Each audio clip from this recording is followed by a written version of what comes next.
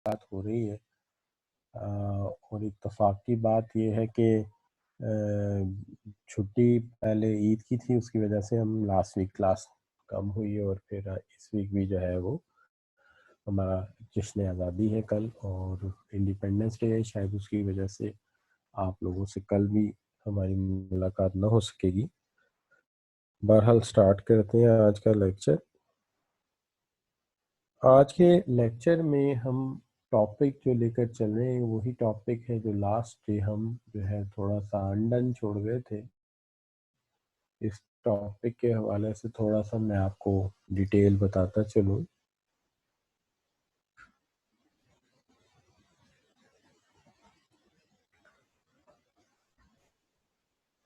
इस हवाले से डिटेल मैं ये बताना चाहूँगा आपको कि हमने इससे पहले जो है स्टार्ट किया था जो टॉपिक जो है आपका शुरू किया था, ये मैक्रो बिजनेस इन्वायरमेंट थी।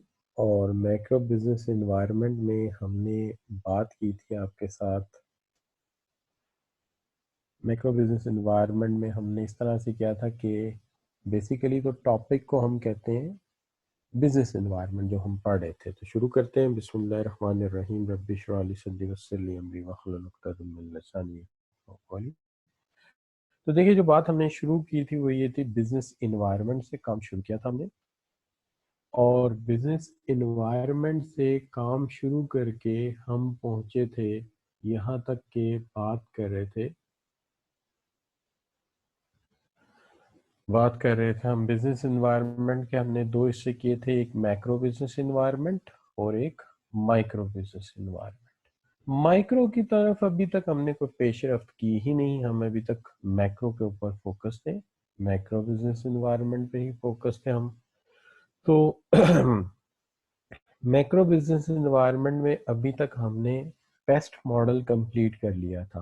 पेस्ट मॉडल में हमने डिस्कस किया था आपके साथ, पॉलिटिकल इन्वायरमेंट को डिस्कस किया था और उसके अलावा हमने डिस्कस किया था आपके साथ, जो है मैंने डिस्कस किया था आपके साथ, लेट मी शेयर अगेन। तो मैंने आपके साथ डिस्कस किया था पेस्ट मॉडल, और पेस्ट मॉडल में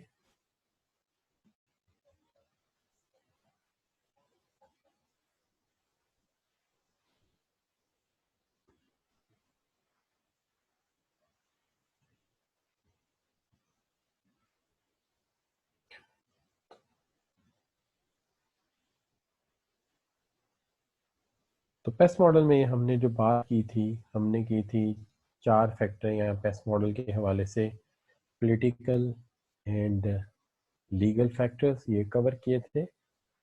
उसके अलावा हमने कवर किया था आपका इकोनॉमिक फैक्टर्स। इकोनॉमिक फैक्टर्स के अलावा डिस्कस किए थे आपके साथ सोशल एंड डेमोग्राफिक फैक्टर, ये डिस्कस हुए थे। और उसके अलावा टेक्नोलॉजिकल फैक्टर्स हमने डिस्कस किए थे। ये हमने काम किया था अभी तक। उसके बाद हम मैक्रो इन्वायरमेंट में ही पेस्ट मॉडल को कवर करने के बाद हम आ गए थे डायमंड पोर्टर मॉडल की तरफ। डायमंड पोर्टर मॉडल बेसिकली ये करता है कि हमें जो है चार ऐसे फैक्टर्स हैं, जब हम किसी बिजनेस इन्वायरमेंट में या किसी दाखिल होते हैं तो हमें चार चीज़ों को पेश नज़र रखना चाहिए। वो चार चीज़ें कौन सी हैं? इसके लिए एग्जांपल हमने रखी थी जर्मन कार मैन्युफैक्चरर और जापानीज इलेक्ट्रॉनिक्स कंपनीज को।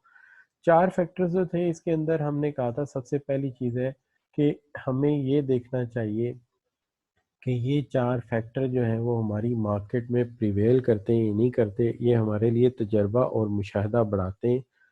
इसके अंदर सबसे पहला फैक्टर जो है वो ये है कि हमें जो पेश नज़र रखना है वो ये है कि जब हम किसी कंट्री में दाखिल होते हैं तो क्या हमें होम कंट्री के हवाले से कुछ तजर्बा है इन चीज़ों का, और हम इससे पहले इसका कोई एक्सपीरियंस रखते हैं। और दूसरा ये कि जिस कंट्री में हम जा रहे हैं, जिस इंटरनेशनल बिजनेस इन्वायरमेंट में हम बिजनेस करने जा रहे हैं, क्या वहाँ पर हमें पर्टिकुलर फील्ड में कंपेटिटिव एडवांटेज मिलेगा, क्या हम वहाँ स्टे कर सकेंगे। तो ये फैक्टर पेश नज़र रखने पड़ते हैं, जिसके अंदर सबसे पहला फैक्टर जो है वो है आपका, वो जो कि आप कंसीडर करते हैं वो है पोर्टर डायमंड के हवाले से कि फैक्टर कंडीशंस क्या है। फैक्टर कंडीशन इस हवाले से हम ये देखते हैं कि जिस मार्केट में हम गए हैं वहां पर हमें इनपुट फैक्टर अवेलेबल हो सकेंगे। इनपुट फैक्टर्स के हवाले से एक तो हमें सबसे पहले जो देखना वो ये देखना है कि यहाँ पर जो है वो रॉ मटेरियल दस्तयाब होगा। रॉ मटेरियल दस्तयाब हो सकेगा। रॉ मटेरियल के अलावा जो चीज़ इम्पॉर्टेंट है जो ज़ेर बहस आएगी वो ये है कि यहाँ पे प्रोडक्ट की जो है वो हमारे सूटेबल इंफ्रास्ट्रक्चर अवेलेबल हो सकेगा। इंफ्रास्ट्रक्चर से मुराद है ज़ाहिर है सड़कें भी चाहिए, ट्रेन भी चाहिए, एयर भी चाहिए, इलेक्ट्रिसिटी भी चाहिए, फ्यूल भी चाहिए, तो ये सारी चीज़ें दस्तयाब हो सकेंगी या नहीं हो सकेंगी। उसके अलावा हमें ये भी देखना पड़ेगा कि यहाँ पे कोई रिलेटेड एंड सपोर्टिव इंडस्ट्रीज भी हैं या नहीं है। देखिए दुनिया में कोई भी बिजनेस एनवायरनमेंट एक फर्म से नहीं बनती। हमेशा बिजनेस एनवायरनमेंट जो है वो मल्टीपल फर्म्स को इंक्लूड करने से बनती है। हमेशा इन्वायरमेंट मल्टीपल फर्म्स को इंक्लूड करने से बनती है। इसके अंदर एक चीज़ जो सबसे पहले आती है वो ये आती है कि देखिए रिलेटेड इंडस्ट्री से मुराद ये होती है कि जी हमारे साथ कोई दूसरी इंडस्ट्री चल सकेगी जो हमें मटेरियल बनाने में मदद करेगी। अगर मैं कहीं कार मैन्युफैक्चर करने जा रहा हूँ तो आप मुझे ये बताइए कि क्या उसकी चेसी, उसकी बैटरी, उसके टायर, उसकी हर चीज़ मैं खुद ही बना लूँगा, उसका एयर कंडीशनर भी खुद ही बना लूँगा। यकीनी तौर पे मुझे रिलेटेड इंडस्ट्रीज चाहिए। ठीक है जी, तो उसके बगैर काम नहीं चलेगा हमारा। इसी तरह कंपोनेंट ऑफ नॉलेज चाहिए होते हैं, कोई रिसर्च करके दे मार्केट की, कोई मालूमात फराहम कर सके, वहाँ कोई रिसर्च के इदारे हों जो इंफॉर्मेशन नॉलेज शेयर कर सकें, कोई टेक्नोलॉजी मेरे साथ टेक्नोलॉजी की सपोर्ट मुझे दे सकें, तो फिर तो बात बनती है, वरना नहीं। जैसे देखिए सुजुकी जब इंडोनेशिया और मलेशिया में गया तो मलेशिया में जाकर उनको सबसे बड़ा फायदा ये हुआ है कि जो हेडलाइट्स वाला मसला है ना उनका ज्यादा अच्छा हल हो गया। बल्कि ये जो ग्लास इंडस्ट्री है मलेशिया की वो इतनी अच्छी थी कि उन्हें अब जो जितनी भी इकोनॉमिकल कार बनती हैं उनकी जो बेस्ट लाइट्स बनती हैं वो मलेशिया में बन रही हैं। तो कहने का मतलब कहीं जाए तो कुछ फायदा हो।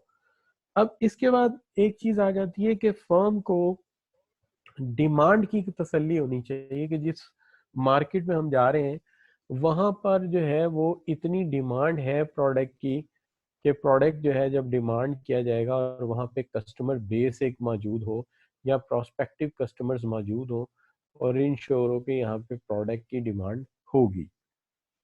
और ऑब्वियसली जापानीज इंडस्ट्रीज को तो ये भी फायदा था, इलेक्ट्रॉनिक्स को भी और जो ऑटोमोबाइल है कि उनकी घर में इतनी अच्छी डिमांड थी कि उन्होंने वहीं से अच्छी प्रैक्टिस करके गए। उसकी वजह ये कि देखें कंपटीशन जब आपके घर में, यानी आप अगर तीन चार भाई हैं और रोजाना जरा थोड़ी सी बॉक्सिंग और जरा मुक्काबाजी हो जाती है तो अगर बाहर कहीं लड़ाई हो जाए तो आप बड़ा अच्छा निपट लेंगे। उसकी वजह ये कि आपकी रिहर्सल बड़ी अच्छी हुई है। अब यही चीज अगर आप लेके चलते हैं ना इंटरनेशनल कंपटीशन में, तो जर्मन ऑटोमोबाइल कंपनीज में और जापानीज ऑटोमोबाइल कंपनीज में सबसे बड़ा जो एडवांटेज था उन्हें वो यही था कि उनके पास ये था कि उन्होंने घर में इतना अच्छा मुकाबला किया था बीएमडब्ल्यू और मर्सिडीज और वॉक्सवैगन ने कि जब वो अमेरिका पहुंचे तो जनरल मोटर्स उनके सामने खड़ी नहीं हुई। इसी तरह टोयोटा और होंडा, निसान और माज्डा, इतने अच्छा इनका आपस में कंपटीशन था। अभी वहां से बाहर निकले, निसान निकली, टोयोटा निकली, होंडा निकली, तो उन्हें तो बहुत एडवांटेज रहा चूंकि वो घर में इतना टफ कंपटीशन खेल रहे होते हैं, तो उन्हें बड़ा फायदा रहा। तो ये बड़ा अच्छा है कि अगर कंपनी की स्ट्रेटेजी पहले भी कुछ रही हो और उन्हें पहले भी कुछ अंदाजा हो कि मुकाबला या कंपटीशन किया कैसे जाता है, और फिर जहाँ कोई कंपटीशन किस नेचर मिलेगा तो होना जरूरी है। तो ये स्ट्रेटेजी पहले कभी रन कर चुके हैं, कभी दूसरे मुल्क में जाके कारोबार किया हो, उसे रन किया हो, ये बड़ा इंपॉर्टेंट मामला है। अब इसके अंदर सबसे पहली बात जिसको हम लेके चल रहे हैं वो है फैक्टर कंडीशंस। देखिए फैक्टर कंडीशंस हैं, फिर डिमांड कंडीशन, फिर है, हाईवे लिटरेचर क्या होगा, ये सारी बातें। सबसे पहले फैक्टर कंडीशंस को ले लेता हूँ, यानी फर्स्ट फैक्टर, फैक्टर कंडीशन। वहाँ पे land, mineral resource, weather supportive है आपके, कब जा रहे हैं, क्या वहाँ पे कोई बैंकिंग सिस्टम है जो आपको लोन दे सके, क्या वहाँ की स्टॉक एक्सचेंज ऐसी है जहाँ पे शेयर्स बेचे जा सके और आपको कैपिटल दस्तयाब हो जाए। ये दोनों बातें हम ह्यूमन प्राइस है, इंडस्ट्रियल रिलेशन मौजूद है, वहाँ पे कोई रूल है लेबर लॉस के, तो बात यह है कि वहाँ वर्कर बेस मौजूद है या नहीं। अब अगर जापानीज इलेक्ट्रॉनिक्स मलेशिया पहुंच गए थे तो उसकी वजह ये कि वहाँ इंजीनियर्स भी थे, ठीक है। तो ये भी बात होती है कि वहाँ स्किल्स हो। अब इसी तरह पाकिस्तान में अगर नेटसोल आ गया है या बड़ी बड़ी कंपनी सॉफ्टवेयर की आना शुरू हो गई हैं, तो उसकी वजह ये है कि हाँ कंप्यूटर इंजीनियर अच्छा है, लिहाजा उनको ये बेस मिल रही है, प्रोग्रामर अच्छा है, सॉफ्टवेयर इंजीनियर अच्छा है, तो इसलिए वो ये काम कर लेते हैं। अब इसलिए फिर आप कहते हैं कि नॉलेज भी जो है पर्टिकुलरली बेटर होना चाहिए, नॉलेज बेस भी आपका बेहतर होना चाहिए, तभी आप ये कर सकते हैं। और इसके अलावा आपके पास जो है इंफ्रास्ट्रक्चर भी होना चाहिए, वहाँ पे रेल हो, एयर सर्विसेज हो, सी हो, ठीक है जी, ये सब दस्तियाब होने चाहिए। इंफ्रास्ट्रक्चर में आप ये भी याद रखिए कि ट्रांसपोर्टेशन और कम्युनिकेशन दोनों आते हैं। Mobile industry 4G, this is all required to any company who is entering in your country's business. तो ये तमाम चीजें देखने के बाद ही कंपनियां जो है किसी बिजनेस किसी जगह कारोबार करने के लिए आती हैं। तो हमारे यहाँ अक्सर पूछते हैं, अच्छा जी हमारे यहाँ फॉरेन डायरेक्ट इन्वेस्टमेंट क्यों नहीं आती, तो ये देख लीजिए इसमें से क्या आप प्रोवाइड कर रहे हैं, जो प्रोवाइड कर रहे हैं वो जरा बता दीजिए। इंटरनेशनल कंपनीज को जाहिर है उन्हें भी पता ही होगा कि हम क्या दे रहे हैं क्या नहीं दे रहे। अच्छा जी, अब इसके अंदर जो नेक्स्ट बात आ जाती है वो ये आ जाती है कि जनाब जो है वो, एक तो मसला आप इसको देख लीजिएगा कि जो बात हम कर रहे थे इस हवाले से, फिर आगे मजीद जो इशू जेर बहस आ जाता है उसके अंदर ये चीज आ जाती है, जो नेक्स्ट है वो है डिमांड कंडीशन।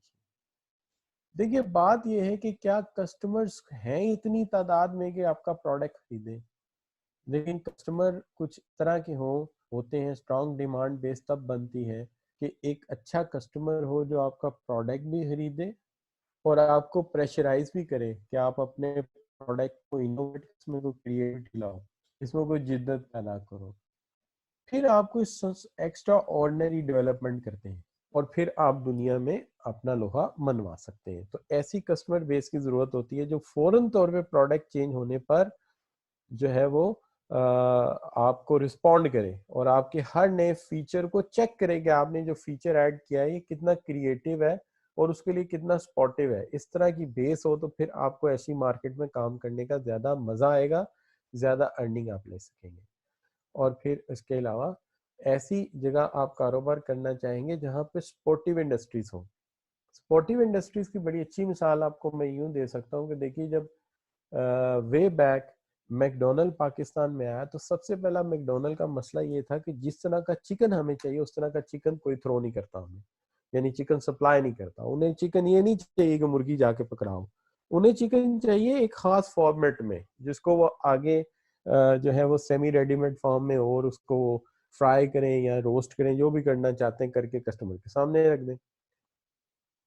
तो आपने देखा होगा कि जब उन्होंने देखा कि हमारे पास ये स्पोर्टिव इंडस्ट्री नहीं है तो उन्होंने एक फर्म को ट्रेंड किया, तैयार किया, आज वो KNN के नाम से बिजनेस कर रही है। तो एक इंडस्ट्री नहीं खड़ी होती, इसके अंदर एक इकोनॉमिक्स की बड़ी मशहूर थ्योरी है, इसको कहते हैं big push theory. Big push theory कहती है कि कोई इंडस्ट्री अकेली नहीं खड़ी हो सकती, कोई फर्म अकेली नहीं खड़ी हो सकती, रिलेटेड इंडस्ट्रीज को खड़ा करना पड़ता है। कि अगर आप चाहते हैं कि शूज इंडस्ट्री खड़ी हो जाए तो लेदर इंडस्ट्री को अच्छा करो, लेदर अच्छा होगा तो शूज खड़ा होगा। अगर आप चाहते हो कार इंडस्ट्री खड़ी हो जाए तो अपने स्टील का कुछ करो, स्टील अच्छा होगा तो कार इंडस्ट्री खड़ी होगी। और फिर उसको स्पोर्टिव इंडस्ट्री भी चाहिए, जैसे बैटरी चाहिए, एयर कंडीशन चाहिए, ये सारी चीजें चाहिए। सब कुछ हर कोई नहीं बना सकता, इसलिए जो गाड़ी बनाने आता है वो सोचता है कि ये चीजें मुझे कहाँ से मिलेंगी, तो फिर ही आगे बात बनती है। तो इसलिए these all conditions are important in this regard कि आपकी इंडस्ट्री जो है वो दे क्या रही है किसी को। और सिमिलरली आगे बढ़ते हो बात, तो फर्म की स्ट्रेटेजी, क्या फर्म इससे पहले कहीं इस तरह का कंपटीशन फेस कर चुकी है, क्या इससे पहले वो रिटर्न ऑन कैपिटल और डिफरेंट इश्यूज को टैकल कर चुके हैं इंटरनेशनल सिनेरियो में। तो फिर उसके लिए अगर ये स्ट्रेटेजी वो बना सकते हैं तो then they can run the business very easily. तो ये हैं 4 फैक्टर जिनको सम अप कर लीजिए आप कि फैक्टर कंडीशन क्या है, मींस इनपुट अवेलेबल है कि नहीं, सपोर्टिव इंडस्ट्रीज जो कि सब कंपोनेंट और जॉब को आउटसोर्स किया जाए तो कर सकें, स्ट्रेटेजी इस हवाले से हम बना सकते हो, स्ट्रेटेजी बनानी हमें आती हो, और इसी तरह से हम बात कर रहे थे कि यहाँ पे डिमांड मौजूद हो प्रोडक्ट की, तब ही हम इसको कर सकते हैं। ये वो काम है जो लास्ट डे हमने शुरू कर लिया था, सिर्फ फाइनल टचिंग इसकी रह गई थी। तो इसको मैं अब वाइंड अप कर रहा हूँ इस टॉपिक को। ये टॉपिक आज अपलोड भी कर दिया था आपके गूगल क्लासरूम में, तो इसको मैं डाउन कर रहा हूँ।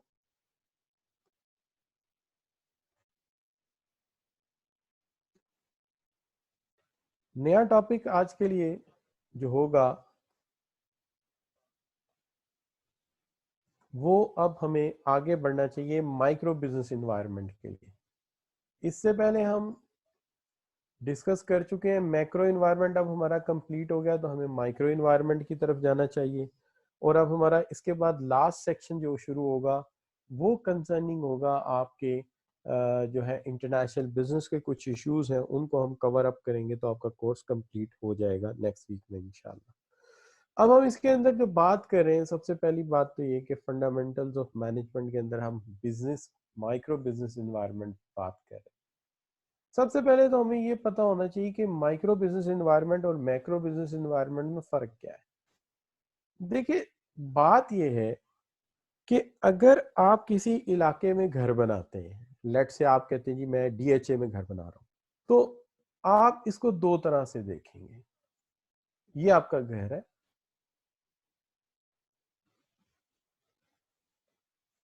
आपने डीएचए लाहौर में घर बना दिया, ठीक है जी, डीएचए लाहौर में घर बना लिया। अब हमारे पाकिस्तान हमारा मुल्क है, क्या इसकी इन्वायरमेंट आपके घर पे असरअंदाज नहीं होती? आप कहेंगे होती है सर, बिल्कुल होगी। जो ग्लोबल चेंजेस आएंगे क्या वो इफेक्ट नहीं होंगे? कोविड क्या था, ग्लोबल फिनोमिना नहीं था? वो भी इफेक्ट करेगा। आप भी घर में लाख हुए, मैं भी हूँ, तो ग्लोबल फिनोमिना भी इफेक्ट करेगा। तो ये जो मुल्क का मामला है और ग्लोबल का मामला है, ये मैक्रो बिजनेस एनवायरनमेंट था, जिसको आपने देखा पेस्टल की मदद से, या आपने इसको देखा डायमंड वाटर मॉडल से। अब मसला ये है कि डीएचए की इन्वायरमेंट भी तो असरअंदाज करेगी। तो ये अगर मैक्रो है, तो वो जो मोहल्ले की इन्वायरमेंट है, गली की इन्वायरमेंट है आपकी, वो आपकी माइक्रो इन्वायरमेंट है, जो करीब की इन्वायरमेंट है। बड़ी सिंपल सी बात है कि आपके घर के सामने म्यूजिशियंस आके रहना शुरू कर देते हैं। वो रोजाना सुबह के वक्त एक तबला सुरंगी पकड़ दें और सारे गामा शुरू कर देते हैं, तो आप देखेंगे आपका छोटे भाई और आपका भतीजा थोड़े दिनों में गामा शामा शुरू कर देगा। इन्वायरमेंट का असर तो होता है, ठीक है जी। तो इसलिए गली और मोहल्ले का इन्वायरमेंट भी असर करता है, तो इसको माइक्रो इन्वायरमेंट कहते हैं। तो आप कहेंगे सर आप घर की बात कर रहे हैं, हम तो एक फर्म एक बिजनेस की बात कर रहे हैं, तो चले ऐसा करते हैं हम इसको बिजनेस में कन्वर्ट कर देते हैं। अगर ये बिजनेस है तो तब भी तो कोविड ने मुतासिर किया है, वहां पे भी मैक्रो बिजनेस इन्वायरमेंट ने मुतासिर करना है, चाहे वो कोविड है, चाहे वो पॉलिटिकल फैक्टर है, सोशल है, टेक्नोलॉजिकल है, ग्लोबल और कंट्री इन्वायरमेंट ने इफेक्ट करना है। लेकिन सिर्फ ये फर्क पड़ेगा कि जिसको आपने डीएचए कह दिया था बिजनेस के सीन में, वो डीएचए की बजाय बन जाएगा इंडस्ट्रियल इन्वायरमेंट। और मार्केटिंग की बुक्स में अक्सर लिखा होता है market environment, market factors. Philip Kotler तो इनको मार्केट फैक्टर्स कहता है, और लिखता है कि माइक्रो इन्वायरमेंट है। इंडस्ट्रियल और मार्केट फैक्टर माइक्रो इन्वायरमेंट है, और मुल्की और बैनुल कौमी माहौल जो है वो आपका मैक्रो इन्वायरमेंट है। तो अब मैक्रो इन्वायरमेंट कवर हो गया, it is done. Now we should talk about the micro business environment. अब हमें माइक्रो बिजनेस इन्वायरमेंट में बात करनी है। तो इंडस्ट्री की इन्वायरमेंट को डिस्कस करने के लिए जो बेस्ट मॉडल आज तक पेश किया गया है, जो कि सब यूटिलाइज करते हैं और कहते हैं कि इससे बेस्ट मॉडल ही कोई नहीं है, इस मॉडल को आमतौर पे कहा जाता है जी this is related with your competitive force model. We called it Porter diamond model. Porter diamond model को डिस्कस करूंगा, कन्वर्जेंस ऑफ इंडस्ट्रीज पे बात करूंगा, और स्वॉट एनालिसिस पे बात करूंगा। तो मैं समझूंगा कि इन्वायरमेंट का काम काफी हद तक हो गया है। इसके बाद सिर्फ एक चीज रह जाएगी, वो है स्ट्रेटेजी की सिलेक्शन। वो मैं फिर इसके साथ जोड़ता हूं, देखते हैं क्या बनता है। तो अभी हम स्टार्ट करते हैं सबसे पहले कहां से, हम शुरू कर देते हैं यहाँ से porter 5 force model. Porter 5 force model में 5 फोर्सेस का जिक्र किया गया कि जब भी आप किसी मार्केट या इंडस्ट्री में जाएं, जब भी किसी बिजनेस को स्टार्ट करें, तो वहां 5 फोर्सेस का अंदाजा लगाएं। ये 5 फोर्सेस का अगर आप अंदाजा कर लें तो आपको कारोबार करने में बड़ी सहूलत हो सकती है। मिसाल के तौर पे देखिए, इसके अंदर जो सबसे पहली चीज जेर बहस आती है वो ये है कि आप किस लिए ये लगा रहे हो। सबसे पहले तो आप ये देखना चाह रहे हो कि यहाँ पे प्रॉफिट पोटेंशियल क्या है। प्रॉफिट पोटेंशियल क्या है, यहाँ पे मुनाफे का पोटेंशियल क्या है, यहाँ पे कितना मुनाफा अर्न किया जा सकता है। याद रखें, अगर किसी इंडस्ट्री में प्रॉफिट पोटेंशियल लो है तो वहां पे आमतौर पे लोग दाखिल ही नहीं होते। हमेशा उस जगह लोग एंटर होंगे जहां प्रॉफिट पोटेंशियल ज्यादा है। दूसरी चीज जो इसमें देखी जाती है वो ये है कि can we sustain in the market, can we sustain in the industry. क्या हम इंडस्ट्री में स्टे कर सकेंगे, क्या हम इंडस्ट्री में एग्जिस्ट कर सकेंगे। कहीं ऐसा तो नहीं होगा कि हम इंडस्ट्री में जंप इन करें और वहां पे टफ कंपेटिटर बैठे हो, और जैसे होता है ना, पहलवान जी बड़े शौक से रिंग में उतरते हैं और पता लगता है पहले 4 पहलवान रिंग के अंदर इतने तैयार बैठे थे, वो टांगों से पकड़ के उठा के उसको बाहर फेंक देते, लो जी लड़ लो कुश्ती। तो यहाँ पे मसला ये है कि you have to make clear that can you enter in the market and industry and can you stay over there. क्या वो तुम्हें वहां टिकने देंगे, ये बात बड़ी अहम है। इसके लिए अंदाजा करना पड़ेगा कि वहां से पहले से प्रिवेल करने वाली ताकतें और फोर्सेस कितनी स्ट्रांग है, वहां पे एग्जिस्ट करने वाले जो सूरत हाल है वो कितनी टफ है, और वहां पे प्रिवेल करने वाले का, सस्टेन का मतलब है वहां रहना, एग्जिस्ट करना, प्रिवेल करना, वहां पे प्रिवेल करना, वहां पे पैर जमा सकना। ये अच्छी उर्दू हो जाएगी कि पैर जमा सकेंगे कि नहीं जमा सकेंगे। तो ये बड़ा अहम मसला है। अगर हम ये कहते हैं कि ठीक है जी, आप इन इन चीजों को देखना चाहते हो तो भैया 5 फोर्सेस का अंदाजा कर लो। ये 5 फोर्सेस में सबसे पहली फोर्स है पावर ऑफ बायर। दूसरी फोर्स जो है उसको कहते हैं पावर ऑफ सप्लायर। और 2 और फोर्सेस हैं जिसके अंदर थ्रेट ऑफ सब्स्टिट्यूट है, कंपेटिटर्स राइवलरी है, और थ्रेट ऑफ न्यू एंट्रेंट्स। अब आप इसको याद कैसे रखोगे। देखो, फर्ज करो ये मेरी इंडस्ट्री है, ठीक है, ये मेरी इंडस्ट्री है, ये मेरी मार्केट है, ठीक है जी। यहां पे मैं बिजनेस कर रहा हूं, ठीक है, यहां पे मैं बिजनेस कर रहा हूं। अच्छा, मेरे बिजनेस जो है वो है कंप्यूटर बनाने का, मैं कंप्यूटर बना रहा हूं, और मेरे कंप्यूटर का नाम है आमना कंप्यूटर्स, ठीक है जी। जाहिर बात है मैं एज अ फर्म कंप्यूटर बनाने के लिए कोई इनपुट लूंगा मार्केट से, तो इनपुट आएगी तो कंप्यूटर बनेगा। तो इनपुट जो है this is power of supply. जो आउटपुट आएगी वो जाहिर है मैंने बेचनी है, तो आउटपुट के हवाले से क्या है, पावर ऑफ बायर। तो किसी भी फर्म के 2 चीजें होती हैं, इनपुट जो पावर ऑफ सप्लायर पे बेस करती है, और आउटपुट जो पावर ऑफ बायर पे बेस करती है। अब यहाँ पे और भी लोग मौजूद हैं। मिसाल के तौर पे मैं अकेला ही तो कारोबार नहीं कर रहा। I am not alone here in the market, there are many other firms as well. For example, यहाँ पे कंप्यूटर बनाने वाली एक कंपनी है जिसका नाम है HP, हेल्वर्ट पैकर्ड्स कंपनी, जापान की, इनपुट आउटपुट। इसी तरह एप्पल कंपनी, अमेरिका की। तो देखिए कितना टफ कंपटीशन है। इनपुट उसकी भी है, इनपुट आउटपुट उसकी भी है। ठीक है जी। तो अब ये जो कंपनीज हैं ये भी काम कर रही हैं, जब ये भी काम कर रही हैं तो ये क्या बन गया, ये बन गई आपकी कंपेटिटिव राइवलरी। कंपेटिटिव राइवलरी, हमारा आपस में मुकाबला है जी, कंपेटिटिव राइवलरी है हमारी। तो तीन बातें समझ आ गई, कौन कौन सी? इनपुट के हवाले से पावर ऑफ सप्लायर, आउटपुट के हवाले से पावर ऑफ बायर, और आपस के मुकाबले के हवाले से कंपेटिटिव राइवलरी। तो उसके अलावा ये भी तो हो सकता है कि कोई दूसरी फर्म हो जो यहाँ प्रिवेल तो नहीं करती, लेकिन वो भी तैयारी कर रही हो कि हमने भी कंप्यूटर बनाना है और दाखिल होना है इस इंडस्ट्री में। फर्ज कर लीजिए वो कोई इंडियन फर्म है और वो भी एंटर होना चाह रही है, इसका नाम है वीडियोकॉन। तो वीडियोकॉन भी चाहती है कि इस मार्केट में दाखिल हो। तो ये क्या, this is threat of new entrant, नए आने वाले का खतरा।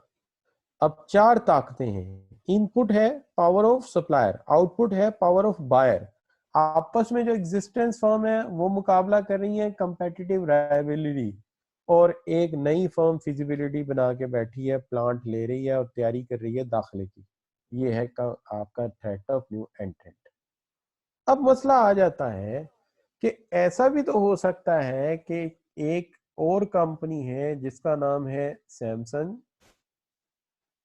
और वो बना रहे हैं मोबाइल और साथ बना रहे हैं टैब। उस मोबाइल और टैब में वो ऐसे फंक्शन डाल रहे हैं जो हमारे प्रोडक्ट का सब्स्टिट्यूट है। यानी एक टैब ले लें, उसके साथ एक कीबोर्ड पकड़ लें, कंप्यूटर की जरूरत ही नहीं है। एक मोबाइल पकड़े बड़ा सा, उसके साथ कोई कंपोजिंग करने का तरीका ऐड कर लें, सब्स्टिट्यूट बन गया। अब ये पांचों ताकतें पूरी हो गई, input power of supplier, output power of buyer, आपस का मुकाबला कंपेटिटिव राइवलरी इंडस्ट्री के अंदर, इंडस्ट्री के बाहर से आने वाला that is threat of new एंट्रेंट, और कोई अदर प्रोडक्ट बनाने वाला जो दूसरा प्रोडक्ट बना रहा है, वो नहीं बना रहा जो हम प्रिंसिपली टेक्नोलॉजी भी और यूज कर रहा है। ठीक है, यहाँ टेक्निक ऑफ प्रोडक्शन भी उसकी और है, लेकिन उसके प्रोडक्ट के अंदर ऐसे फीचर्स हैं जो हमारे प्रोडक्ट का मुतबादिल है। तो खतरा ही खतरा है। क्लियर बच्चों, ये पांच चीजों का अंदाजा कर लो तो इंडस्ट्री में दाखिल हो जाओ, कि अगर इसके अंदर तुम्हें कोई स्ट्रेंथ नजर आए, वरना इंडस्ट्री में जाने की जरूरत नहीं है। कुछ और सोच लो, कारोबार कोई एक थोड़ी है, lot of businesses are there, you can choose anyone, कोई एक ले सकते हैं आप। क्या ख्याल है बच्चों? चलिए, अगर पांचों याद हो गए तो अभी अभी टेस्ट कर लेते हैं। Which of the following is not one of the five forces as depicted in the Michael Porter's model of the industry? कि एक इसमें ऐसा है जो नहीं है, वो कौन से वाला है? अभी देख लेते हैं बच्चों। Let's see the your chat. जी शाबाश।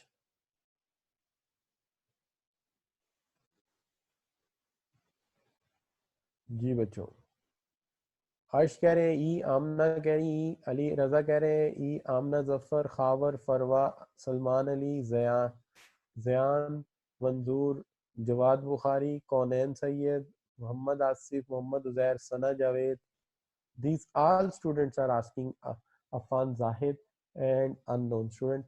These are all known as saying the E, कि E is the option, because ये नहीं था वहां पे, barrier to entry नहीं था। Might be it's a strategy, but it is not the nomenclature used by the Michael Porter. Michael Porter ने वो nomenclature use नहीं किया, लिहाजा पोर्टर फाइव फोर्सेस में ये नोमेनक्लेचर यूज नहीं हुआ, लिहाजा ये इसका फैक्टर नहीं है। अब चलते हैं, बात कर लेते हैं वन बाय वन, एक एक फैक्टर पे।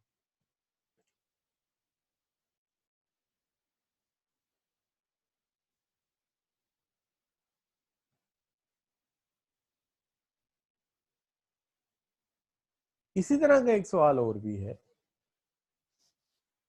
Porter five force model identifies the factor which determine the nature strength of competition in an industry. Which of the following is not one of the five forces identified by the voters model, substitute product services हैं, new entrants हैं, ठीक है जी, bargaining power है, government regulation यहाँ पे नहीं था, इसलिए आप बेशक जवाब ना दें, ये पहले ही सवाल है, वही कॉपी हुआ है, जरूरत नहीं है। अच्छा बच्चों, अब करते हैं पावर ऑफ बायर सप्लायर पे। सबसे पहले बात पावर ऑफ सप्लायर।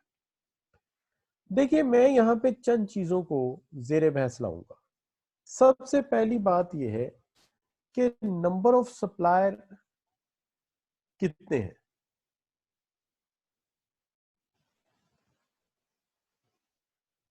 बात यह है कि बात कब हमारी फेवर में होगी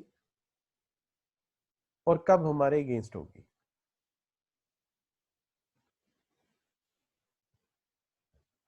देखिए नंबर ज्यादा हो तो बात हमारी फेवर में जाएगी, क्योंकि फिर हम बार्गेन कर सकते हैं। और नंबर ऑफ सप्लायर अगर लेस होंगे या वन होगा, इंडिविजुअल होगा, तो फिर ये हमारे अगेंस्ट जाएगा।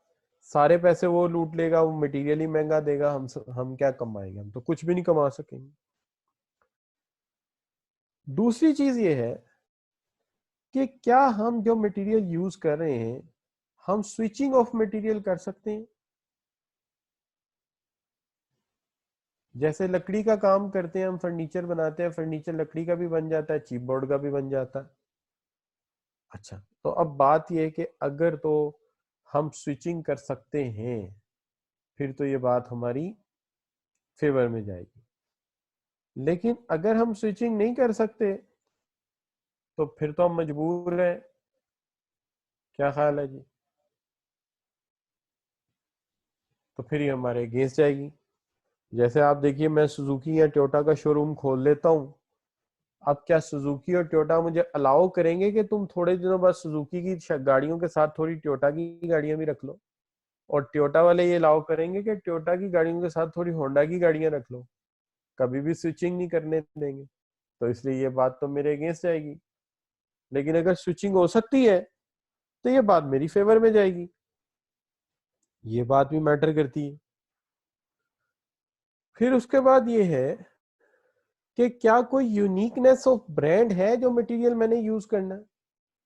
अगर मैंने वादा कर लिया है कि मैं देयार की लकड़ी लगाऊंगा, तो फिर मुझे देयार की लकड़ी लगानी पड़ेगी। अगर मैंने ये कह दिया है कि मैं जो है वो लासानी के बोर्ड लगाऊंगा, तो फिर मुझे लासानी के लगाने पड़ेंगे। तो अगर तो यूनिकनेस प्रिवेल करती है, तो फिर तो भाई ज्यादा फायदा सप्लायर को ही जाना है, हमें नहीं आना। ठीक है जी। और अगर यूनिकनेस का कोई मसला नहीं, कहीं से भी मटेरियल पकड़ो, तो फिर मौजे हो गई हमारी, फिर हम जितना मर्जी कमा लें। क्या हाल है बच्चों? तो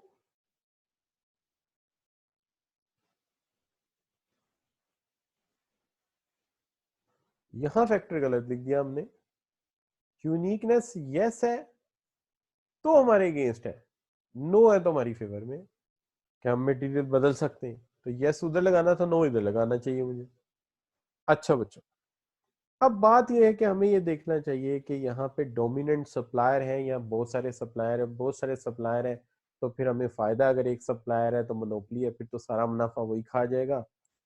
दूसरी बात क्या है, क्या हम स्विचिंग कर सकते हैं, मटेरियल की स्विचिंग कर सकते हैं, तो फिर हम फायदे में नहीं कर सकते तो हम नुकसान में जाएंगे। और इसी तरह अगर कोई uniqueness of brand input use करना है, तो फिर तो हमें डेंस और सैंडन का इसी लगाना पड़ेगा, वो तो महंगा मिलेगा, फिर मुनाफा हमारा कम हो जाएगा। और अगर हम कोई कोरियन शोरियन चाइनीज भी लगा सकते हैं, तो फिर हमारी मौज है, हम जहाँ से मर्जी अच्छी क्वालिटी की चीजें पकड़े, जोड़े और चीज बना दें। तो ये बच्चों हो गया पावर ऑफ सप्लाई। अब आ जाते हैं हम किस तरफ, पावर ऑफ बायर की तरफ, कि पावर ऑफ बायर क्या है। तो देखिए पावर ऑफ बायर जो है, जब इसको हम देखते हैं तो यहाँ पे भी कुछ बातें अहम है। मिसाल के तौर पे कौन सी चीजें अहम है जी? सबसे पहली बात यह है कि नंबर ऑफ बायर्स क्या है। नंबर ऑफ बायर्स,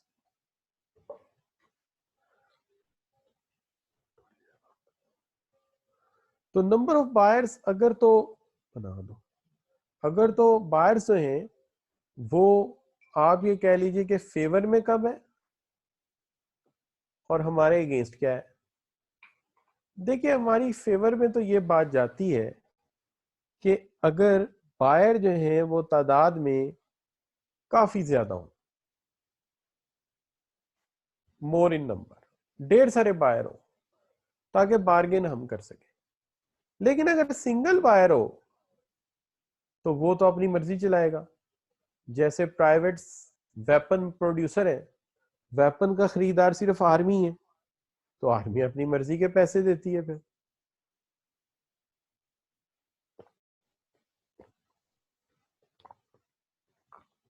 तो इसलिए आप ये कह सकते हैं कि ज्यादा बायर हो तो हमें ज्यादा फायदा है, हम जिस तरह से चाहेंगे सेल कर सकेंगे। ठीक है ना, आपने अक्सर देखा होगा फ्रूट वाला रात को 11-12 बजे अकेला बैठा होता है, आप अचानक आके कहते हैं यार क्या रेट है, वो 120 रुपए किलो वाला चौंसा कहता है बाबू जी आप 6 किलो पड़े हैं, 10 किलो सारे ले लें, मैं आपको 100 रुपया किलो लगा दूं। अब आपको भी पता होता है कि आप सिंगल बायर हैं, तो कैपिटलिज्म के निजाम में क्या होता है, फिर आप छुरी तेज करते हैं, कहते हैं अच्छा यार मौका अच्छा है, इसको लूट लेते हैं। आप फौरी तौर पे क्या कहते हैं, आप फौरी तौर पे कहते हैं 80 रुपए लेने हैं। अब वो थोड़ा रोना शुरू कर देता है कि बाबू जी ये तो अपनी भी खरीद नहीं है। तो वो कहता है बाबू जी ये तो अपनी भी खरीद नहीं है। फिर आप सोचते हैं अच्छा अब क्या किया जाए, नहीं यार मैं ऐसे ही दूंगा। अब वो फंसा हुआ था बेचारा, दे देता है। तो कभी कभी सिंगल बायर होता है ना जो, वो जो है वो बायर वो सेलर को एक्सप्लॉइट कर लेता है। इसलिए बायर ज्यादा होंगे तो अच्छा है, एक्सप्लॉइट नहीं करेंगे कम से कम, आपको ये फायदा हो जाएगा। अब इसके बाद ये भी देखना पड़ेगा कि बायर के पास जो है वो अल्टरनेटिव कितने हैं, उसके पास अल्टरनेटिव कितने हैं। देखिए अगर बायर के पास बहुत ज्यादा अल्टरनेटिव हो तो फिर आप भूल जाए, आप पैसे नहीं ज्यादा कमा सकेंगे, क्योंकि एक काम को करने के लिए 4 तरह के अल्टरनेटिव उसके पास अवेलेबल है। क्या ख्याल है? तो वहां पे तो कोई फोकियत नहीं ना बनेगी आपकी। उसकी वजह वजह यह है कि आप अपनी चीज की तारीफ करेंगे, वो कहेगा रहने दो यार मैं ये नहीं मैं वो ले लेता हूँ। तो जहाँ 4-5, जैसे जूस की मिसाल ले लें, जूस का जो है वो वहां पे कस्टमर के पास बड़ी पावर है। 1 रुपया नेस्ले वाले बढ़ा दें वो शिजान खरीद लेगा, शिजान वाले 1 रुपया बढ़ा दें वो जो है वो बम्बिनो जूस पी लेगा, उसके पास बड़े जूसेस की ऑप्शन है। तो लिहाजा अगर अल्टरनेटिव ज्यादा है तो कस्टमर फायदे में रहेगा, और अगर लेस है तो फिर हम फायदे में रहेंगे। तो अल्टरनेटिव भी देखना पड़ेगा कितने हैं वहां पे मार्केट में। अच्छा यहाँ पे एक चीज और भी है कि क्या यहाँ डिलीवरी एंड टाइम की कोई अहमियत है। Time, delivery, quality. बाज इंडस्ट्रीज में आप यकीन करें डिलीवरी ऑफ टाइम और क्वालिटी की कोई अहमियत ही नहीं है। तो ऐसी सूरत में नो इम्पोर्टेंस, इसकी कोई इम्पोर्टेंस नहीं है। आप वक्त पे माल दे रहे हैं, आप अच्छी क्वालिटी का माल दे रहे हैं, कोई अहमियत नहीं। तो आप कुछ अर्न नहीं कर सकते, आप क्वालिटी बढ़ा लें डिलीवरी टाइम पे दे दें, आपको फायदे कोई नहीं। आप कहेंगे सर इसकी मिसाल दे दें, इसकी सबसे बड़ी मिसाल जो मेरे जहन में ना, मैच बॉक्स, माचिस। जो बंदा माचिस खरीदने जाता है ना, कभी नहीं कहता मुझे अच्छी माचिस दो, कहता जी एक माचिस दे दो। वो कहता है माचिस को, वो कहता है जी, वो कहता है अगर कभी गलती से दुकानदार कह भी दे कि बाबूजी ये माचिस बड़ी अच्छी है, वो कहता है छोड़ो यार मैंने तो आग ही लगानी है ना, मुझे क्या लगेगा ये कार्बोनाइज्ड है, मुझे क्या लगेगा इससे स्पार्क नहीं क्रिएट होता, मैंने तो सिगरेट ही जलाना है ना, बल्कि तुम ऐसा करो ये रख लो मुझे बुरी वाली दे दो। क्यों? वजह ये है कि इसकी अहमियत ही नहीं क्वालिटी की यहाँ पे कोई। अब उसमें से बाद बच्चे आप जैसे हैं, मोटरसाइकिल में पेट्रोल चेक करना हो तो माचिस की तीली जला के ढक्कन खोल के देख रहे होते हैं कि पेट्रोल कितना है। कुछ इस मकसद के लिए भी इस्तेमाल करते हैं, वो तो अल्लाह बचा लेता है। और मुझे याद है एक दफा मैं रावली जा रहा था, अमेरिका से कुछ सामान आया था, तो वो मेरे बहनोई का दोस्त वहां रहता था, तो रास्ते में एक रिक्शा ले लिया, तो वापसी पे तो रिक्शा बंद हो गया। अब उसे शक था कि पेट्रोल है कि नहीं है, तो उसने पेट्रोल चेक करने के लिए माचिस की तीली जला ली और ढक्कन खोल कर पेट्रोल चेक करने लगा। मैंने कहा यार 1 मिनट ठहर जा, मुझे जरा दूर जाने दे, फिर चेक कर ले। वो कहना बाबूजी मैं करीब नहीं लेके जाऊंगा। मैं कहा नहीं नहीं यार, तू मुझे जरा दूर रहने दे, फिर तू चेक कर ले। तो ये भी इंपॉर्टेंस है कि यार ये चीज की कोई कदर भी करता है कि नहीं करता। लेकिन बाज चीजों में टाइम एंड डिलीवरी की बहुत वैल्यू है। मिसाल के तौर पे आप शूज इंडस्ट्री को ले लें, टाइम पे शूज चाहिए होते हैं। अगर ना हो, ईद निकल गई या क्रिसमस निकल गया, शूज का चार्ट डालना है हमने, तो शूज इंडस्ट्री है, यहाँ टाइम और क्वालिटी की बड़ी वैल्यू है। इसी तरह और बहुत सारी इंडस्ट्रीज हैं जहाँ टाइम और क्वालिटी डिलीवरी की वैल्यू है, तो ये हमारी फेवर में जाता है, ताकि आप क्वालिटी अच्छी दें और कस्टमर बना लें और अपना नाम बना लें। तो यहाँ बच्चों हम मिसाल देते हैं कि buyer purchase higher proportion of supplier. अगर एक ही बायर होगा तो फिर वो आपको एक्सप्लॉयट करेगा। अगर अल्टरनेटिव बायर के पास ज्यादा है तो वो भी आपको एक्सप्लॉयट करेगा। और अगर टाइम और डिलीवरी की कोई अहमियत नहीं है तो वो भी आपको क्या करेगा, एक्सप्लॉयट करेगा। लेकिन इसके रिवर्स सोचिए कि अगर सप्लायर जो है कंपैरेटिवली बायर के पास जो है सप्लायर थोड़े हैं तो आप एक्सप्लॉयट कर सकते हैं। अगर अल्टरनेटिव प्रोडक्ट कम है तो आप एक्सप्लॉयट कर सकते हैं, अच्छा पैसा कमा सकते हैं। और अगर क्वालिटी, डिलीवरी ऑफ टाइम और प्राइस की कोई अहमियत है तो आप फिर किसी ना किसी तरह से स्ट्रेटेजी बना के पैसा कमा सकते हैं। अब दो बातें होंगी, power of buyer and power of supplier. तीसरा point, threat of new entrants. सवाल यह है कि न्यू एंट्रेंट्स किस तरह से मार्केट में आते हैं और कौन कौन से फैक्टर फेवरेबल है और कौन कौन से नहीं है। देखिए बात बड़ी सिंपल सी है और आसान सी है, कुछ ज्यादा लंबी चौड़ी बात मैं नहीं करूंगा। बात यह है कि बाज इंडस्ट्रीज में इकोनॉमीज ऑफ स्केल का मैटर होता है। इकोनॉमीज ऑफ स्केल, अगर इकोनॉमीज ऑफ स्केल हैं तो फिर आप कह लीजिए कि ये बात आपकी फेवर में जाती है। और अगर नहीं है तो ये बात आपके अगेंस्ट जाएगी। तो अगर इकोनॉमीज ऑफ स्केल एग्जिस्ट करती हैं डेट्स गुड, नहीं करती तो ये आपके अगेंस्ट है फैक्टर।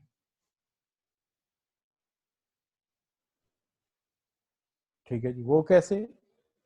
देखिए सिंपल सी बात मैं यूं समझाता हूं कि अगर एक सीमेंट फैक्ट्री में लगाता हूं, और लेट्स सपोज मेरी सीमेंट फैक्ट्री का नाम जो है लेट्स से आमना सीमेंट है, ठीक है जी। अब देखिए अगर मैं 1.5 मैट्रिक टन सीमेंट रोज बना रहा हूं तो एक बोरी मुझे पड़ रही है 800 रुपए की, और मार्केट में रेट है कितना, 600। तो मेरी तो बोरी कोई नहीं खरीदेगा। लेकिन अगर मैं इसको बढ़ा के ले आता हूं 50 मैट्रिक टन पे, ठीक है जी, तो अब कास्ट आ रही है मेरी 400 रुपए। अब मैं इसे बना सकता हूं क्योंकि 650 रुपए का इस वक्त पैक बिक रहा है, तो मैं इसमें से खातिर ख्वाह पैसे कमा सकता हूँ कि 250 रुपया कमा सकता हूँ। लेकिन उसके लिए मुझे 1.5 की बजाय 50 मैट्रिक टन सीमेंट बनाना होगा। लेकिन सवाल यह है कि यहाँ पे मैपल लीफ है, ठीक है जी, यहाँ पे पाइनियर सीमेंट है, तो बड़े बड़े नाम है। इन हालात में मेरा नया सीमेंट जो कि आमना सीमेंट के नाम से कौन खरीदेगा जी? किसी ने लेंटर डालना है, किसी ने घर बनाना है, ओके का नहीं बशर साहब हम आपके सीमेंट पे बिलीव नहीं कर सकते, क्यों? ये नया सीमेंट है, हमने बच्चों के लिए छत डालनी है, हम रिस्क नहीं ले सकते। तो इतना सीमेंट बिक नहीं सकेगा। हाँ दूर दराज कोई छोटा मोटा घर बन रहा है, कोई फर्श में लगा ले, कोई ये लगा ले, तो सेल ही कम रहेगी। तो इतने बड़े पैमाने पे बना नहीं सकते आप। तो जब बना नहीं सकते तो फिर नई कंपनी का आना भी मुश्किल है। तो ये चीज है कि अगर ये एग्जिस्ट करती हैं तो आपको फायदा ही फायदा है, नया बंदा एंट्री नहीं होगा।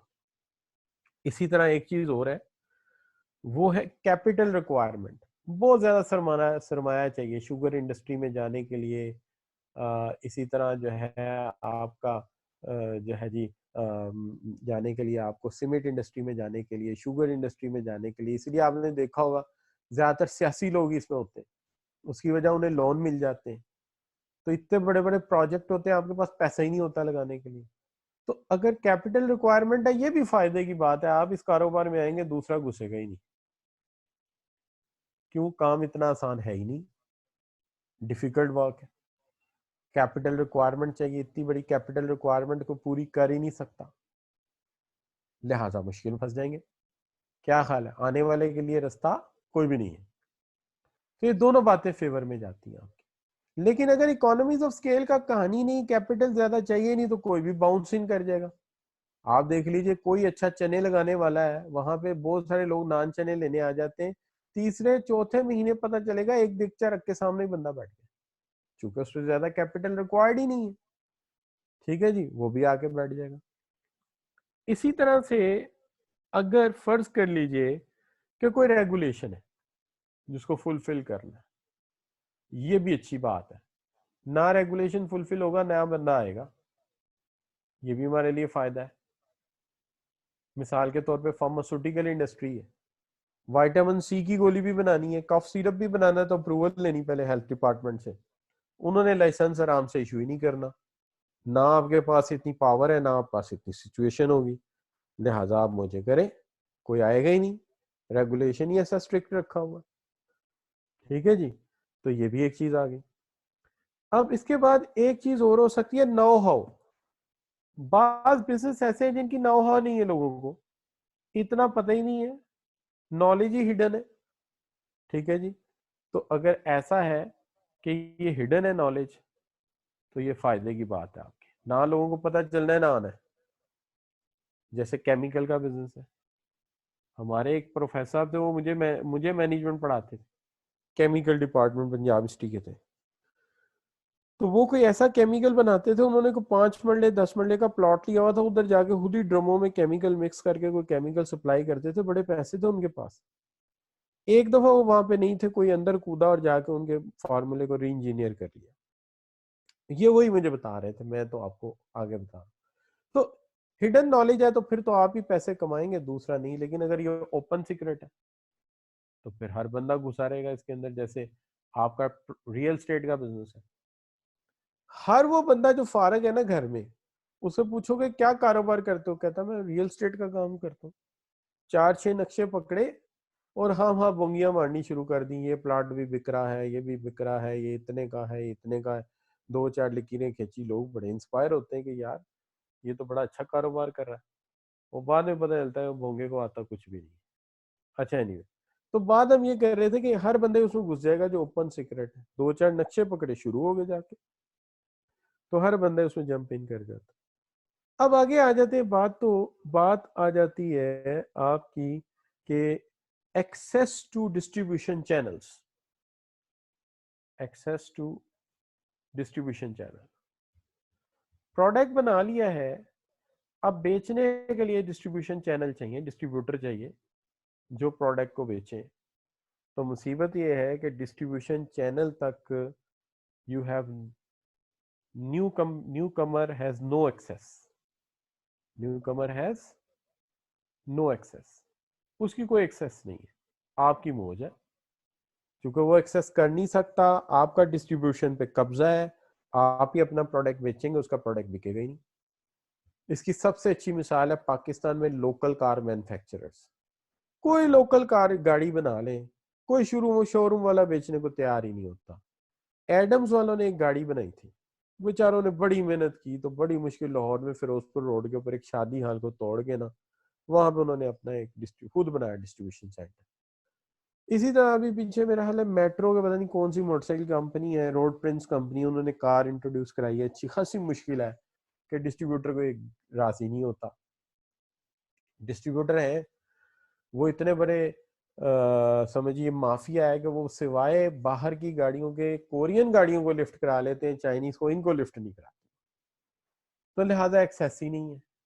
अगर एक्सेस हो तो हर बंदा दाखिल हो जाएगा कारोबार में। ये प्रॉब्लम जो है, मुझे याद है मैं बहुत छोटा था, 3-4 साल मेरी उम्र होगी, तो मुझे याद है कि वो जो है वॉल्स वाले आए थे आइसक्रीम बेचने। तो वॉल्स वालों को डिस्ट्रीब्यूशन चैनल ना मिले, तो मुझे याद है मैं जिद करता था आइसक्रीम खाने के लिए, तो मेरे घर वाले आइसक्रीम लेके देते थे, साइकिल पे बिकती थी। वॉल्स की आइसक्रीम साइकिल पे बिकती थी। क्योंकि उन दिनों स्टोर भी छोटे थे, तो वॉल्स वाले जाते थे, वो कहते थे हमारा फ्रीजर रख लो, वो कहते थे हमने नहीं रखना, हमारे पास तो पोल्का का फ्रीजर है। फिर पहले ही यूनिलीवर के पास शेयर्स थे मेरे हाल पोल्का के, तो उन्होंने पोल्का वॉल इकट्ठा कर लिया, तो फिर इसका नाम पहले पोल्का वॉल्स रखा गया। क्योंकि उन्होंने कहा कि अगर हम इस तरह मुकाबला करते रहे तो 10 साल लग जाएंगे हमें डिस्ट्रीब्यूशन चैनल पकड़ते पकड़ते, तो कब बिकेगी आइसक्रीम। वो फ्रस्ट्रेट हो गए, उन्होंने पोल्का को अक्वायर कर लिया। अक्वायर करके जो पोल्का के फ्रीजर थे उन्हीं के अंदर वॉल्स की आइसक्रीम आना शुरू हो गई। फिर काम बन गया उनका।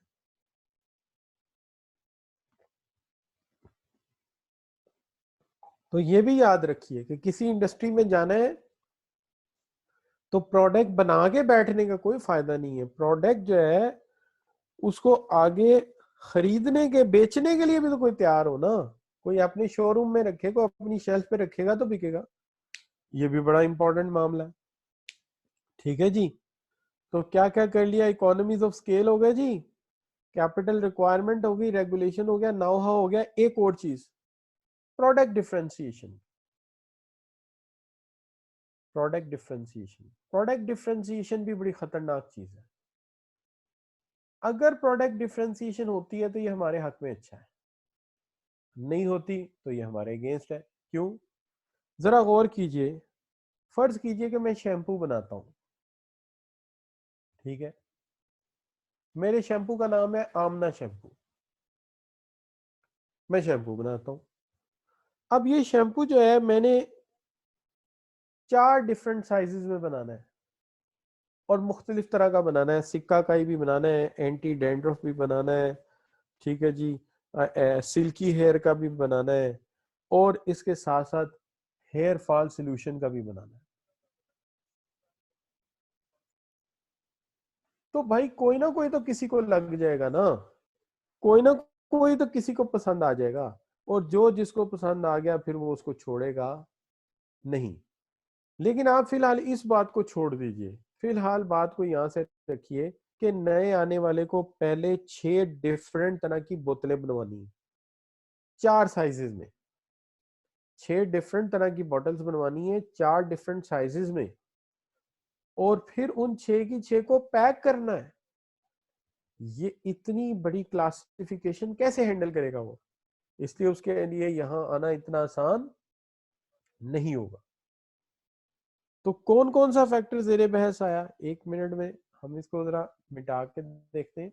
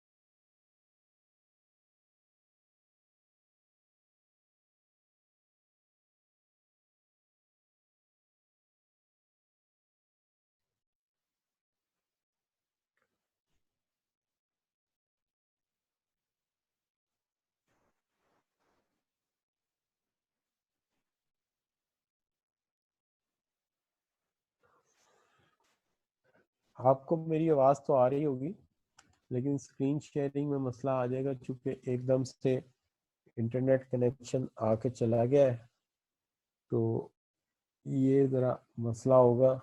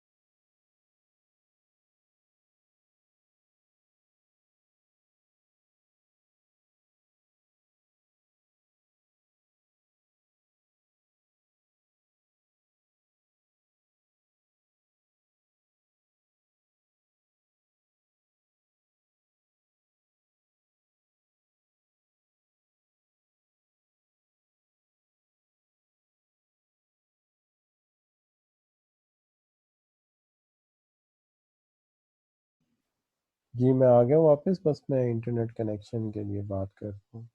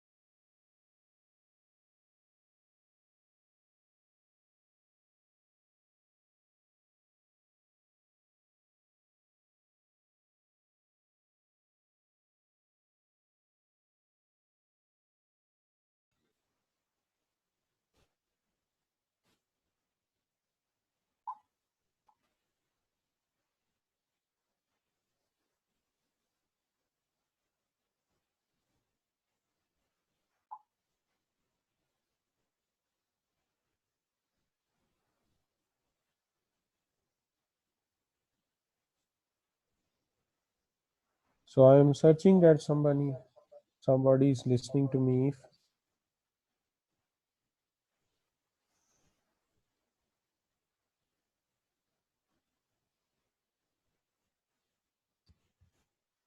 मैं वेट कर रहा हूँ कि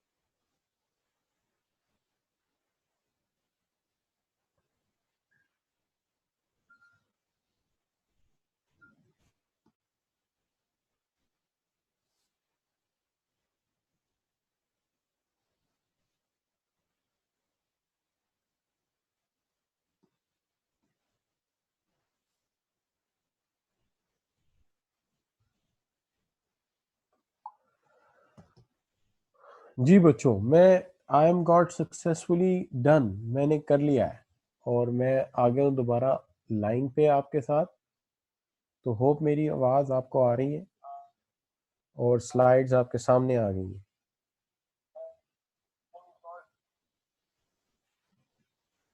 आई होप।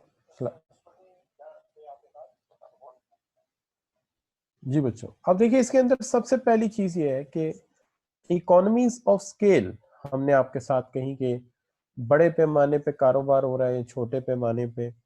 दूसरी चीज है प्रोडक्ट डिफरेंशिएशन, कि अगर प्रोडक्ट डिफरेंशिएशन हो रही तुम्हारी फायदे में है, कैपिटल रिक्वायरमेंट अगर है तो हमारे फायदे में है, एक्सेस टू डिस्ट्रीब्यूशन चैनल है तो हमारे फायदे में है, नाउ हाउ है तो हमारे फायदे में है, और सॉरी नहीं है तो हमारे फायदे में है। अगर इसके अंदर कोई हिडन नॉलेज है तो हमें हिडन नॉलेज का फायदा होगा। उसकी वजह ये कि आम किसी बंदे को पता नहीं होगा, तो जैसे वो पंजाबी में कहते हैं ना कि एक ओला है, किसी को पता ही नहीं कि ये कैसे हो रहा है। और रेगुलेशन की भी मामला जो है इसी तरह से है। अब यहाँ पे आ गई बात के कंपेटिटिव राइवलरी। देखिए एक बड़ा अहम इशू है जिसके अंदर कहा यह जाता है कि अगर राइवल का साइज क्या है, अगर राइवल जो है राइवल जो है सेम साइज के हैं, सेम कैपिटल है, सेम टेक्नोलॉजी है, तो मुकाबला बहुत ज्यादा डिफिकल्ट होगा, यानी मुकाबला टफ होगा। और अगर ये एक साइज डिफरेंट है, एक लार्ज फर्म है, बाकी स्मॉल है, तो फिर आप समझ लीजिए कि लार्ज फर्म जो है वो बन जाएगी लीडर और बाकी सब उसको करेंगे फॉलो, तो कंपटीशन तो होगा ही नहीं। ठीक है कि अगर राइवल है, सेम साइज के हैं तो मुकाबला टफ होगा, लेकिन एक लार्ज है बाकी सारे स्मॉल हैं, तो फिर ऐसा कोई बड़ा इशू नहीं है, फिर आपने सिर्फ एक फॉलो ही करना है उसको। फिर इसके बाद एक चीज ये मैटर करती है कि इंडस्ट्री में फिक्स्ड कैपिटल कितना चाहिए। अगर मैं एक यूनिवर्सिटी बनाता हूँ तो मुझे लैंड का एक बहुत बड़ा टुकड़ा यूनिवर्सिटी के नाम करना है, मुझे बहुत बड़ी बिल्डिंग बनानी है, तो मैं इतनी जल्दी तो नहीं निकलूंगा उससे।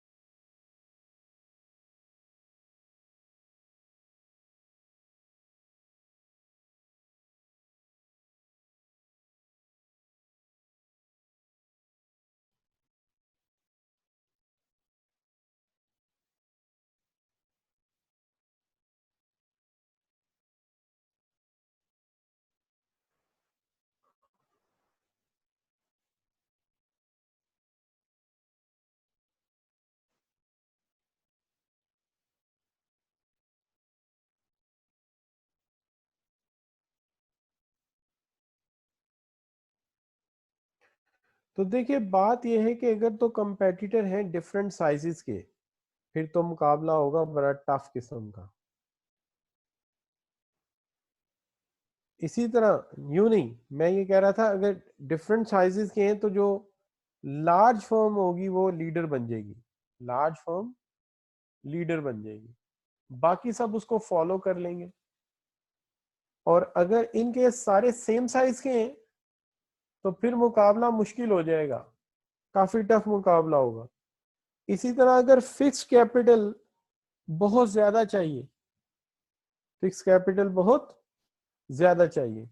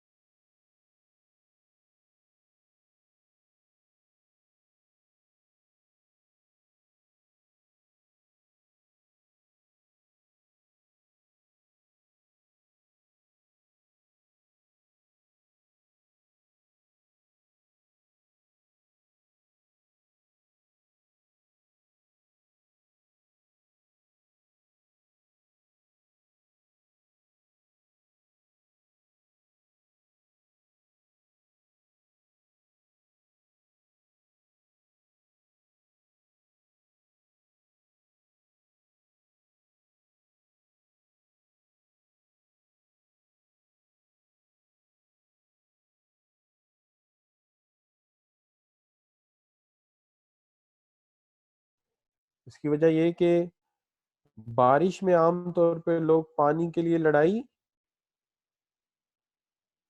नहीं करते। वजह यह है कि देखिए अगर तो यहाँ पे बहुत सारे कंपेटिटर हैं, एक लार्ज फर्म है तो बाकी सारे उसको फॉलो करेंगे और फॉलो करते हुए उसके साथ साथ चलते रहेंगे, लिहाजा इसमें इश्यू पैदा नहीं होगा, फॉलो अप करते रहेंगे बाकी सारे। लेकिन अगर ये सारे सेम साइज के होंगे तो फिर कंपटीशन बड़ा टफ होगा एक तरफ। दूसरी तरफ ये है कि अगर हमारे पास फिक्स्ड कैपिटल जो है वो बहुत ज्यादा चाहिए तो फिर मुकाबला टफ होगा, क्योंकि एक बंदा बहुत ज्यादा पैसा लगा के आया है तो क्या वो जल्दी एग्जिट कर जाएगा?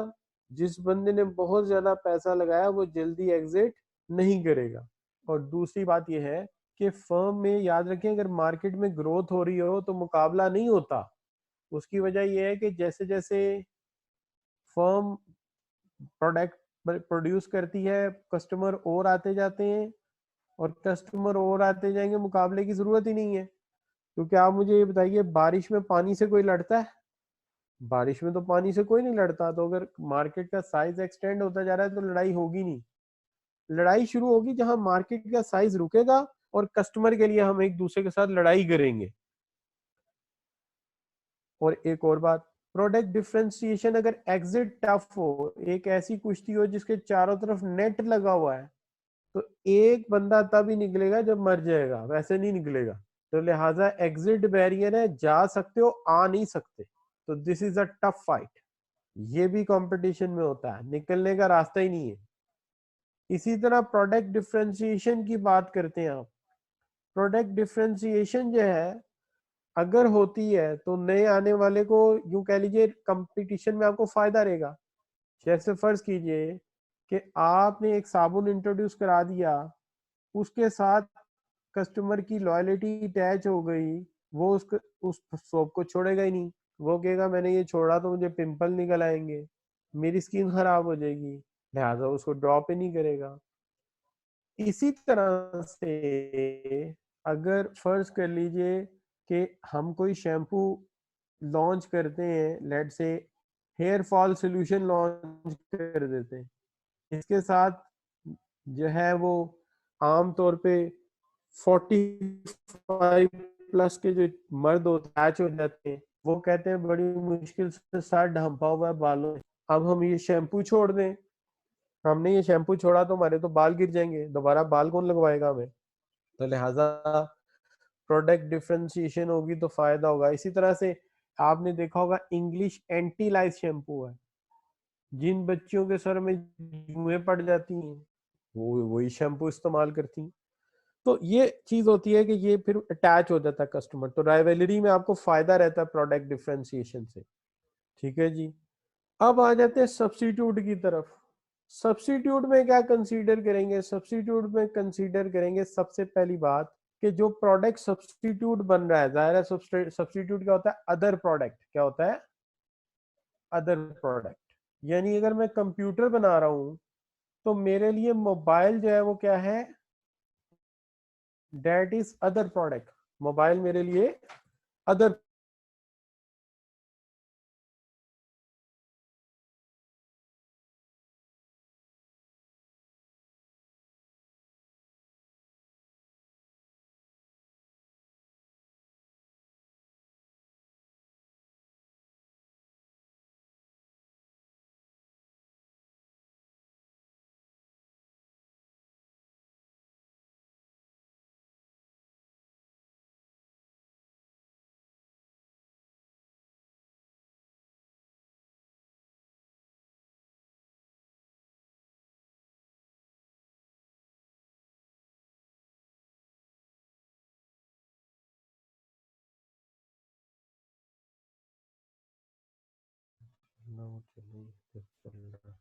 तो बच्चों मैं ये बात कर रहा था कि अगर इन केस जो है हम ये कहें कि जनाब जो बात है हम ये करें कि हम ये कह रहे हैं कि जी जो सब्स्टिट्यूट प्रोडक्ट है वो काम कर रहा है, और सब्स्टिट्यूट प्रोडक्ट के काम करने की वजह से उसके अंदर ऐसे फीचर आ गए हैं, तो वो कितना बड़ा सब्स्टिट्यूट है। अब वो जितना बड़ा सब्स्टिट्यूट होगा उतना ज्यादा मैटर करेगा, या उसके अंदर चंद एक फीचर है, प्राइस भी मैटर करेगी। अगर प्राइस कम है तो जाहिर है सब्स्टिट्यूशन खतरनाक है।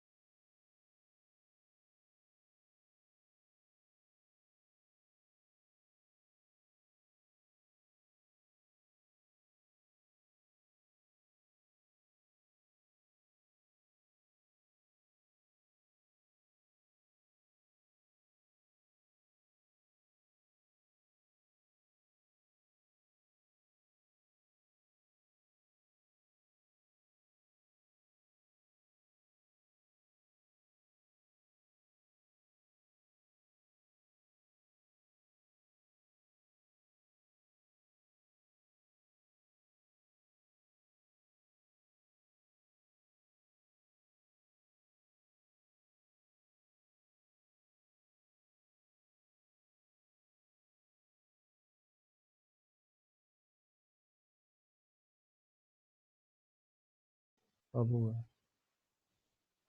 हुआ कनेक्ट। अच्छा बच्चों, अब बात यह है कि इस वक्त मेरा केबल कनेक्शन ठीक नहीं जा रहा, तो ये टॉपिक फिर मैं अगले लेक्चर में आपके साथ शेयर कर सकूंगा। आई होप सो फार, क्योंकि हफ्ते में आधा घंटा हो गया आपको भी मुझे भी, तो काम नहीं चल रहा। सो सी यू इंशाल्लाह ऑन सैटरडे। तो सैटरडे को आपसे मुलाकात होती है। Thank you very much for joining. थोड़ा सा मसला रहा आज इंटरनेट में, वरना लेक्चर में तो बड़ी मेहनत कर रहा था। चलें, सही, ओके, अल्लाह हाफिज़।